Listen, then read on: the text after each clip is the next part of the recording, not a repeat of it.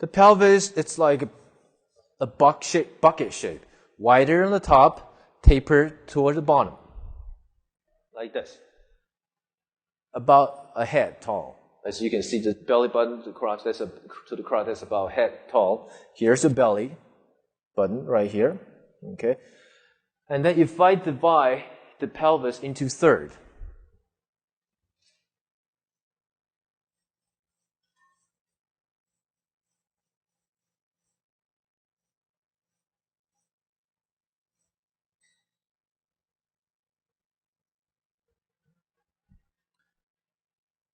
So,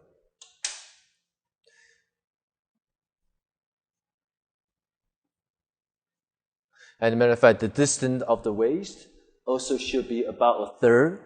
You know, the same as from your chin to your nose, just like your neck is about that same distance.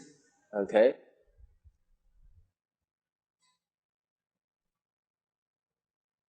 So, the first third is going to be your iliac crest right here.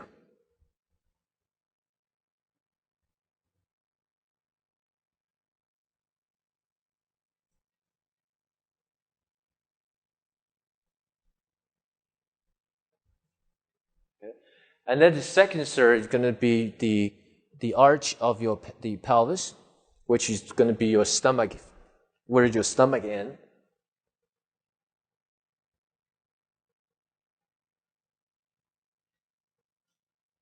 Right here. And then the third third is going to be the bottom of the pelvis. This little ring called ischium right here at the bottom of the pelvis, which is going to be right here.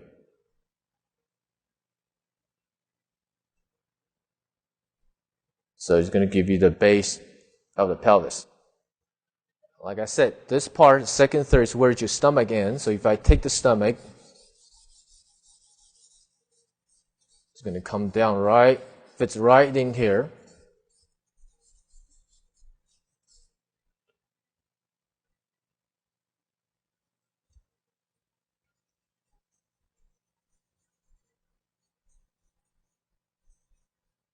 Okay.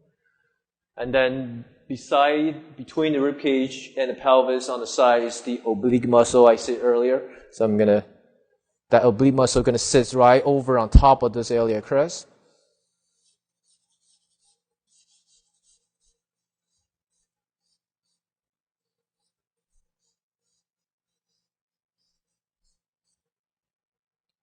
So you get the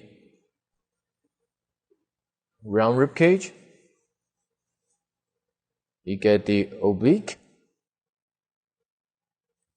Go right over the iliac crest.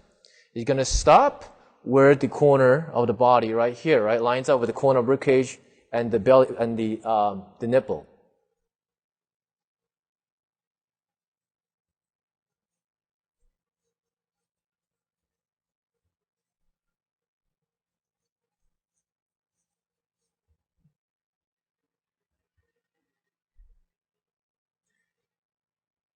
The bottom third right here, which like you see here, is the bottom of stomach. If we divide this into half again, if we divide this into half, like here, like this, right here, that's going to be the beginning of your leg, which is called a great trochanter. Okay, so they be dry so you can see it. Again, that triangle works really well.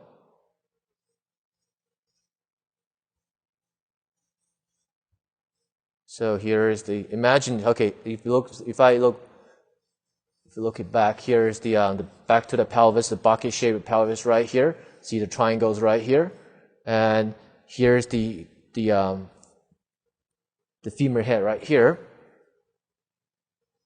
And you see how this extension comes out, and you get this part called great trochanter comes out right here.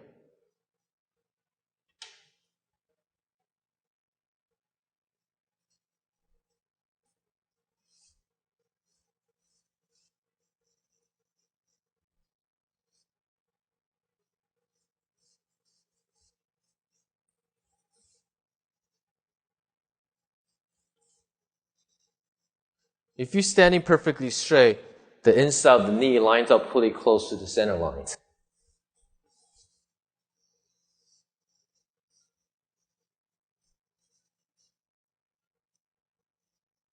Your kneecap, the patella, is going to favor toward your femur bone, as you can see. It's going to favor to the femur bone. It's not going to be in front of your shin bone. It's going to be in front of your femur.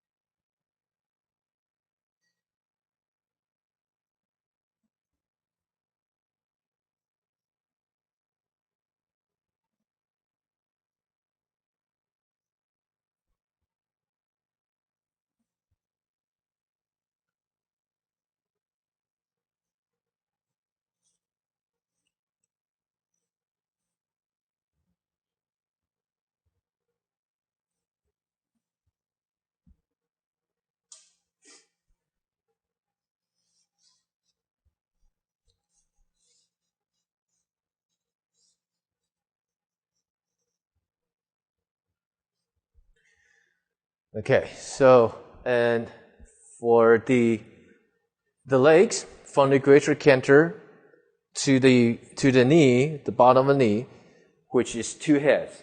Okay, you need to make sure it should be about 2 heads. Okay, you cannot screw up that proportions. Okay, earlier I said Michelangelo's has his figure about all the way up to 12, 13 heads. The way to do it. There are parts that you could stretch, and there's a part you shouldn't stretch. Okay, in this case, that you need to keep true at 2 heads. And however, we can stretch your lower shin, just like women wear high heel shoes to make legs longer. It's not the upper thigh, it's the lower shin. Okay, so this you have to keep as 2 heads. So it's okay.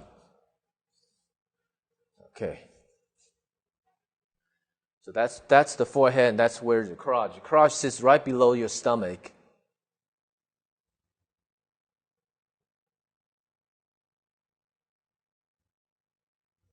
Right here.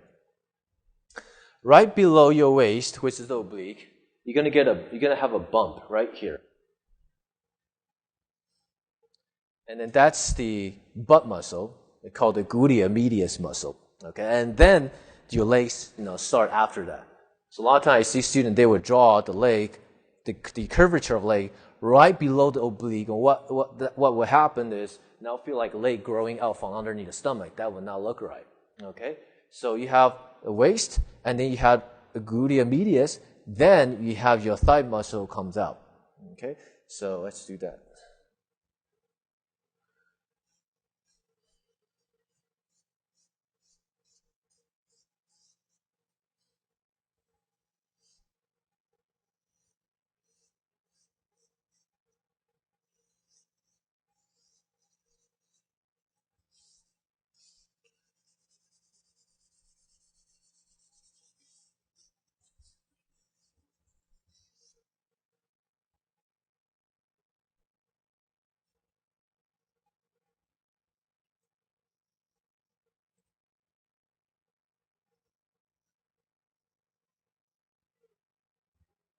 Okay,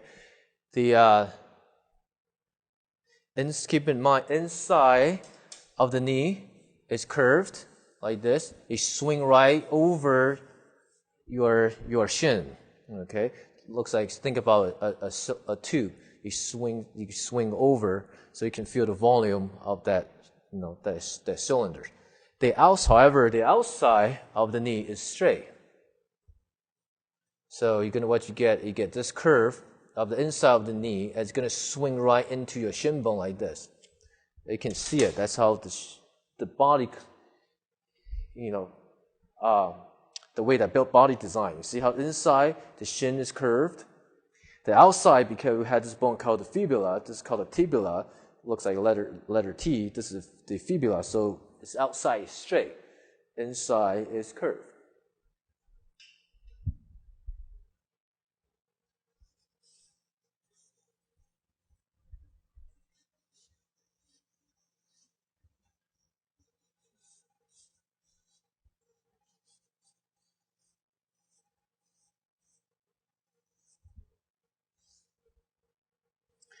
See, inside curve, outside straight. You go all the way down to your ankle bone.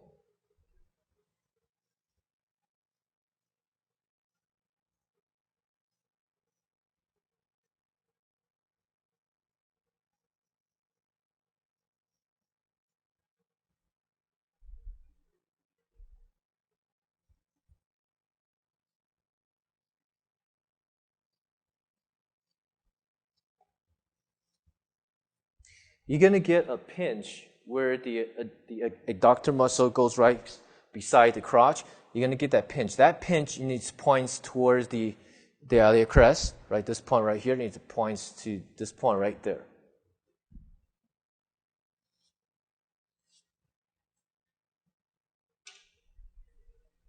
And we finish the other side. So you had the gluteus medius and then your thigh muscle.